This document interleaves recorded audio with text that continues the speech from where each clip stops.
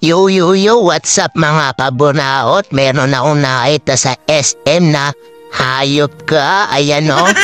Ang cute-cute niya. Pakalat-kalat sa SM. Pero di ba nila pupunta na lang ako sa Wapi Studio kasi trending daw to sa SM.